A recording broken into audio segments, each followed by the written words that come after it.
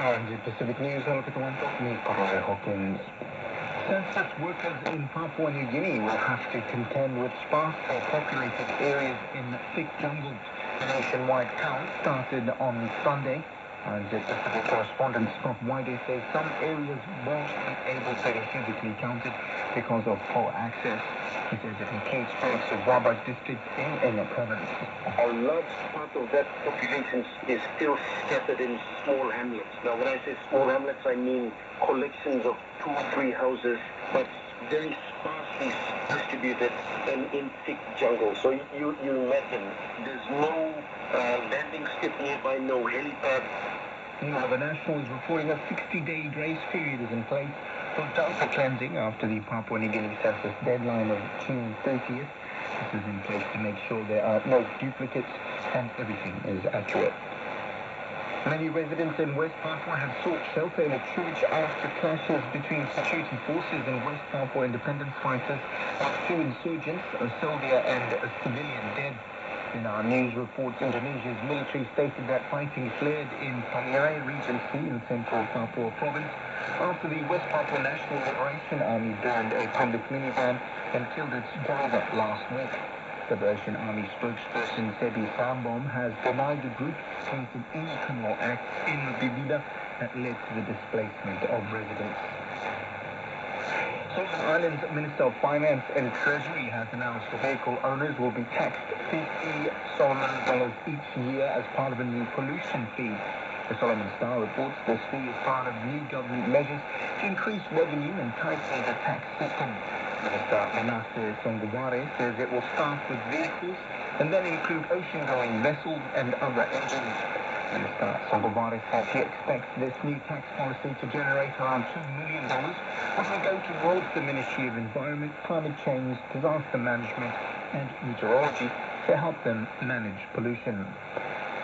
New Zealand's economy has limped out of recession. Stats New Zealand data shows gross domestic product, the broad measure of economic growth, rose 0.2% in the 3 months ended March, with annual growth of 0.3%.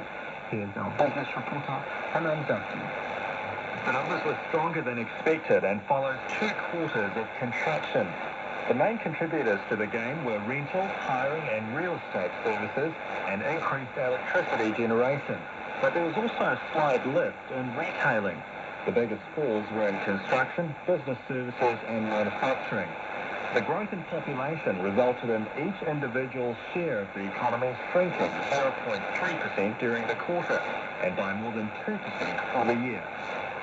Meanwhile, the finance minister says there is still a long slog ahead for people struggling with the cost of living, but yesterday's gross domestic product figures show things are headed in the right direction.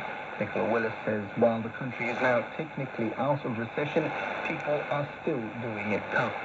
We're just as a government really conscious of the fact that whatever the numbers are saying, it is tough right now and we have a job to do. Our job is to get inflation behind us so that interest rates can come down and to strengthen the foundations for future productive growth. Nicola Willis says people should expect to keep seeing improvements as a result of disciplined government spending and with tax cuts from next month. But Kiwibank chief economist Jared Kerr says there wasn't much to be pleased about in the numbers, saying the economy is not keeping up with the growth in the population. Also in Aotearoa, the Kapiti Top District Council is trying to reassure angry residents a new report on sea level rise will not necessarily be used to hike insurance prices or evict people from their homes. The report lays out a range of pathways for dealing with climate change, from engineering solutions to managed retreat. But locals are demanding it be thrown out, saying the scientific study and consultation was inadequate. District Planning Manager Jason Holland told Thursday's council meeting it's understandable tensions are high. The higher the stakes, the more intense everybody becomes. If you want to heat your house, which is for most people is their largest asset, is it at risk or diminishment of its value or whatever. So I understand the stakes are incredibly high. Jason Holland says the council will consider whether to accept the report's finding as fact. The Australian Prime Minister says the federal opposition is living in fantasy land following its announcement of a policy to build 7 proposed nuclear reactor sites.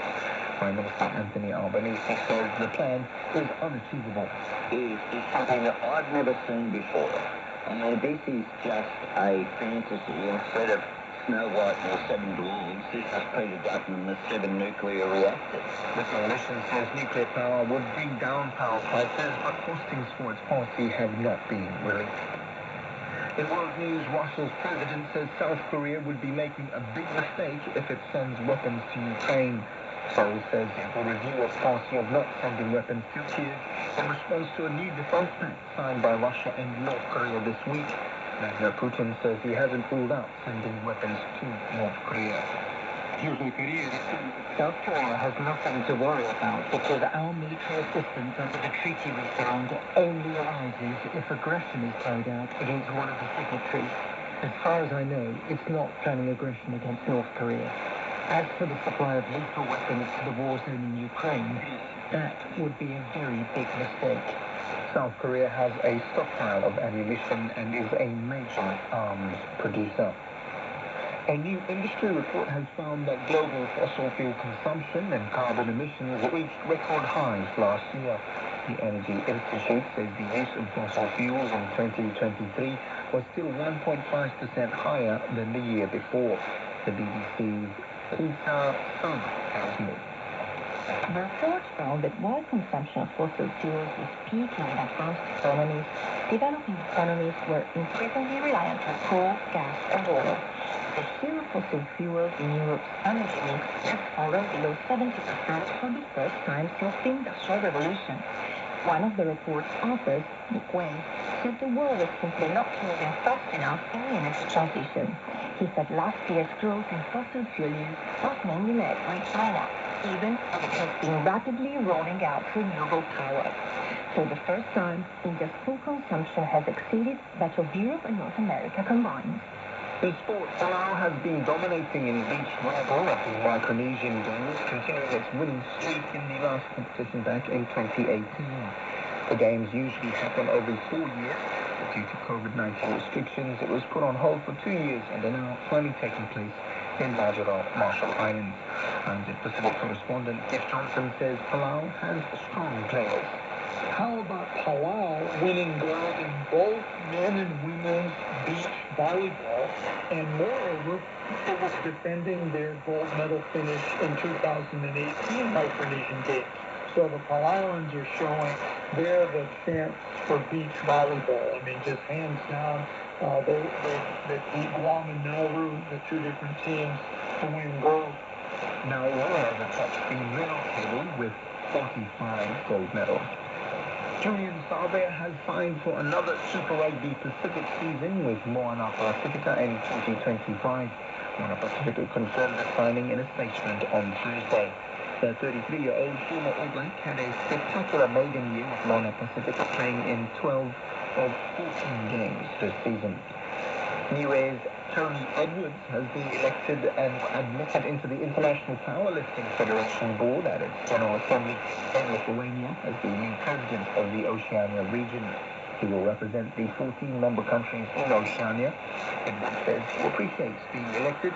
He will now officiate at the World Powerlifting Championship in Lithuania this weekend.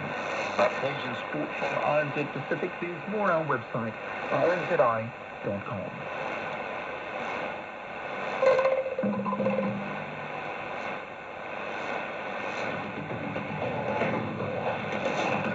This is Pacific News from RNZ Pacific. I'm Susanna Sunseki. Coming up.